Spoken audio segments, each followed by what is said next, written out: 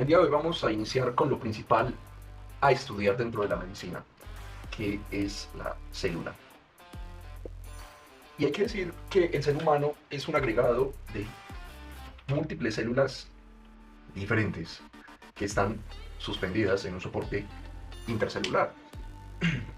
Y estas están adaptadas para realizar o desempeñarse de una manera indicada. Por ejemplo, los hepatocitos son completamente importantes en cada ser humano y algunos mamíferos, y este desintoxica el cuerpo y genera unos procesos metabólicos importantes como el almacenamiento del glucógeno. Hay células que son proporcionalmente más abundantes que otras. Por ejemplo, los eritrocitos son células importantemente abundantes, pero en general vamos a decir que el cuerpo tiene 100 billones de células. Y todas son completamente diferentes, pero hay unas características que engloban este funcionamiento celular y que es completamente cardinal: el oxígeno. Este interacciona con los lípidos, los carbohidratos y las proteínas para generar energía. Y los mecanismos que generan energía son generalmente los mismos a lo largo y ancho de nuestro cuerpo. Subsecuentemente, los desechos de este que vamos a llamar metabolismo también son los mismos. Estas células también tienen el potencial de reproducirse, algunas ya cercenadas por otros procesos fisiológicos y por daño en los telómeros, pero todos tienen potencialmente la capacidad de reproducirse. Y estas células están suspendidas en algo llamado medio interno. Y hay que mencionar que dos tercios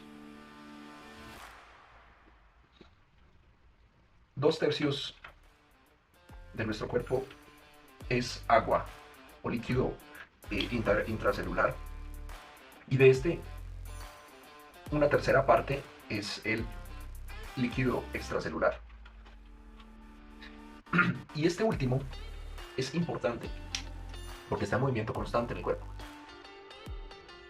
Mucho más movimiento a nivel intercelular. Y se mueve por difusión a través de los capilares. Aquí están el potasio, el sodio, los carbohidratos, por ejemplo, la glucosa. Así que todas estas células están en el mismo medio interno. Este es un concepto acuñado hace bastante tiempo, llamado así por Claude Bernard. Recordemos de que él es de la época de 1800. Estuvo en la primera mitad de 1800 y en un pedazo de 1800 después de los 50, unos 20 años más. Entonces hay que documentar que estas células tienen unas características y unas funcionalidades que las realizan en este medio interno. En tanto en cuanto el medio interno provea potasio, sodio, carbohidratos, glucosa, oxígeno, y también se lleve los desechos. Entonces hay un líquido extracelular y un líquido intracelular. En ese último caso hay varios importantes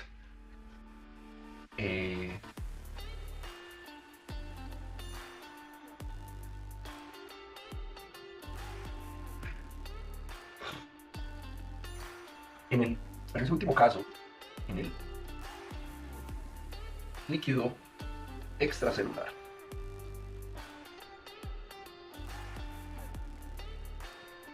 por lo tanto, hay importantes cantidades de cloruro, sodio y bicarbonato, oxígeno, glucosa, CO2, que es transportado como desecho. Y este es parte esencial de eso llamado medio interno. Esos desechos serán limpiados a través de los órganos específicos. Y por su parte, el líquido intracelular es rico característicamente en potasio, fosfato, magnesio, muy diferente de lo que está en el líquido extracelular. Y de esta manera, los mecanismos especiales de esto generan un equilibrio. ¿Y mecanismos de qué? De transporte, que son bien importantes, y se nos sale de la conferencia de hoy. Pero este equilibrio del medio interno se llama homeostasis. Homeostasis. Vamos a ver qué es ese concepto. Entonces, este es el mantenimiento del medio interno. Y generalmente el cuerpo está dispuesto para este mantenimiento del medio interno y que ese equilibrio que acabamos de ver se mantenga. Y aquí hablamos de órganos como el hígado, el corazón, el sistema nervioso central, los riñones.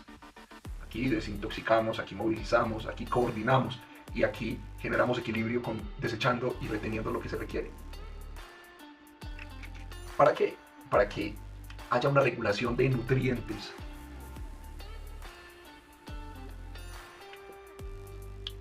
Aquí hay que decir que estos nutrientes tienen componentes que son regulados de manera estricta por estos órganos. ¿Y a qué me refiero? Por ejemplo, la regulación del sodio en la sangre, que está generalmente entre 135 milimoles litro a 145 milimoles litro. Del mismo modo, por ejemplo, la glucemia está importantemente regulada y la disregulación de algunas de estas genera patologías, alteraciones del medio interno y subsecuentemente disfunción. En ese sentido, decimos que hay un control para que exista homeostasis. Y ese control depende de varios sistemas a varios niveles, lo que hace de que el cuerpo sea completamente funcional y que subsecuentemente pueda desempeñarse en este medio físico. Entonces, lo que nosotros conocemos como patología es una disregulación de esa homeostasis. Inclusive, cuando entramos en algún concepto patológico o en un escenario patológico, necesitamos la compensación homeostática de estos órganos, lo que nos puede generar algunas alteraciones importantes que nos generan más distrés, más alteración de la homeostasis, y en ese sentido llegamos a otras complejidades que nos separan de ese contexto de homeostasis.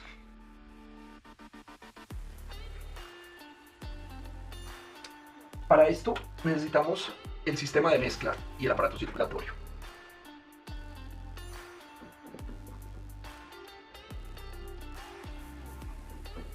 Entonces aquí hablamos del movimiento de la sangre dentro de los vasos sanguíneos. Y algo mucho más micro, que es el movimiento entre los capilares y los espacios intercelulares, siendo estas células, el espacio intercelular, diciendo que la sangre da la vuelta por todo el sistema una vez por minuto. Esto dentro de la organización general del sistema circulatorio. Pero cuando la sangre entra al capilar sanguíneo, hay un intercambio de líquido, en este escenario extracelular, entre la porción de plasma, llenando los espacios intercelulares, como lo vemos acá. ¿Y esto por qué? Porque el capilar es permeable, obviamente, al líquido y algunas moléculas.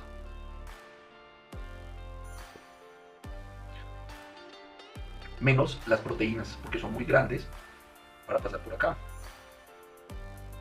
Por lo tanto, este líquido se difunde específicamente al espacio tisular, generando el movimiento de este medio interno. Y esto es por un movimiento cinético de las moléculas, específicamente entre este intersticio y el plasma. O sea, esto está en movimiento generalizado y tiene un equilibrio muy sensible, y se manifiesta con la homeostasis de estos espacios intercelulares. Este espacio es más o menos de 50 micrómetros. Por lo tanto, cualquier sustancia puede ir desde el capilar hasta todo el espacio extracelular en pocos segundos. Tanto en el plasma como en el líquido intersticial se mezcla de manera continua, de manera generalizada, y esto genera una homogeneidad específica en todo el organismo, con lo que hay tanto a nivel extracelular como intracelular.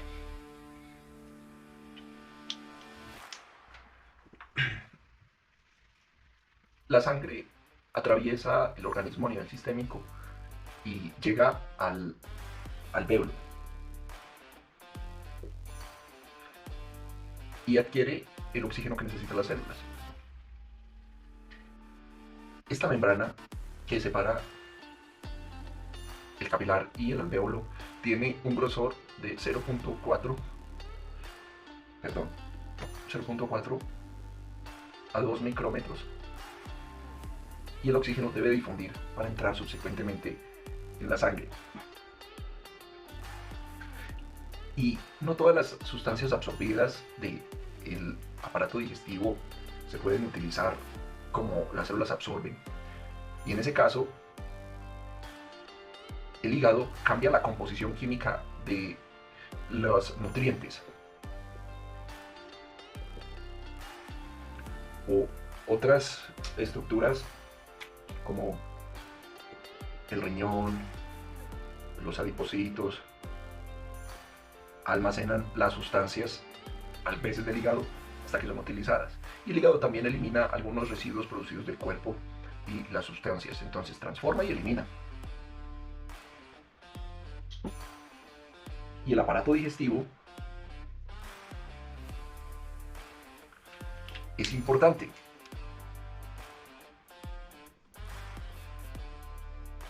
Aquí se absorben los diferentes nutrientes. Entonces aquí se absorben los lípidos, los aminoácidos, los carbohidratos hacia el líquido extracelular y subsecuentemente hacia la sangre. Y todo esto depende también de una eliminación de productos finales metabólicos. Todo esto genera dióxido de carbono. Recordemos el alvéolo. Aquí también se libera dióxido de carbono desde la sangre hacia el alvéolo y subsecuentemente hacia la atmósfera. Ese dióxido de carbono es el más abundante de todos los productos del metabolismo a nivel sistémico. Recordemos de que no solamente es CO2, y en el riñón pasan cosas muy interesantes. Por ejemplo, los productos de metabolismo celular, como la urea,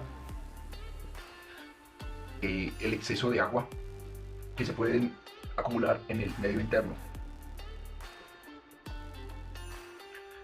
Estos filtran una gran cantidad de plasma hacia sus túbulos, reabsorbiendo hacia el intersticio algunas sustancias que se necesitan, como la glucosa, aminoácidos, el agua e iones. Y el resto de las sustancias que no se necesitan, en especial los productos de desecho, como el ácido úrico, atraviesan ese túbulo renal hacia la orina. También todo lo que entra en el aparato digestivo y los productos residuales se eliminan en las heces. Volvemos a nuestro órgano, hablando de la detoxificación. Esto secreta importantes residuos a nivel biliar. Subsecuentemente, estos van a las heces.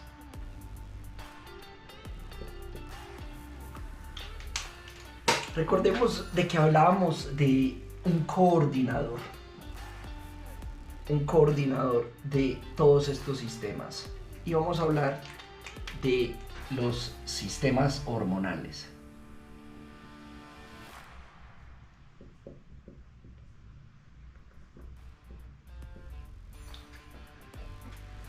Y dentro de estos sistemas hormonales hay que hablar de 8 glándulas endocrinas y otros tejidos que secretan productos llamados hormonas. Y esto se transporta desde estas glándulas a otras partes del cuerpo. Por ejemplo, la hormona adrenocorticotrópica, que altera los mecanismos celulares para que se adapten a las situaciones de estrés. Por ejemplo, el glucagón, que genera un equilibrio en el metabolismo de la glucosa, o algunas hormonas suprarrenales u otras hormonas ya sea renales generan homeostasis a nivel vascular. En ese sentido, las hormonas son importantes como un regulador.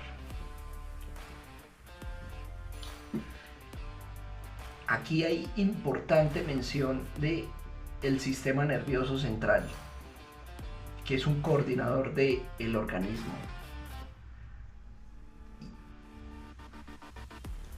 Pero a nivel metabólico hablamos más de hormonas. Por lo tanto, requieren una simbiosis tanto del sistema nervioso central como de estas glándulas. Este sistema nervioso central tiene 3 partes principales: aferencia sensitiva,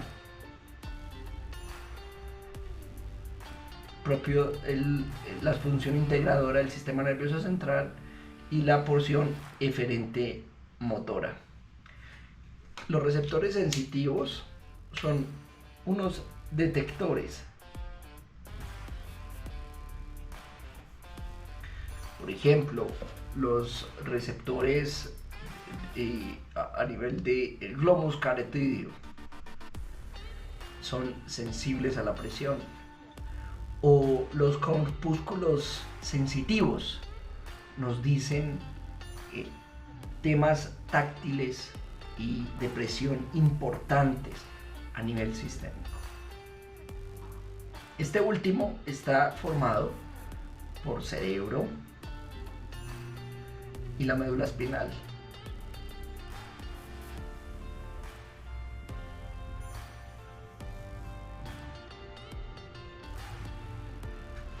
Es importante como integrador e intérprete de estas sensaciones para generar las señales apropiadas a través de esa porción motora que integre la función general de ese ser humano.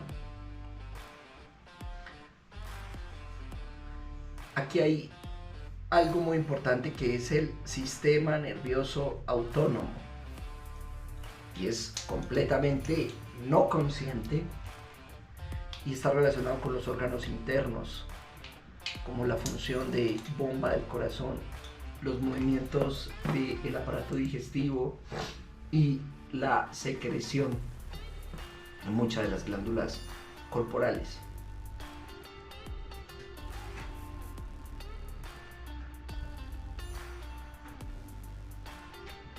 también hablamos de la reproducción.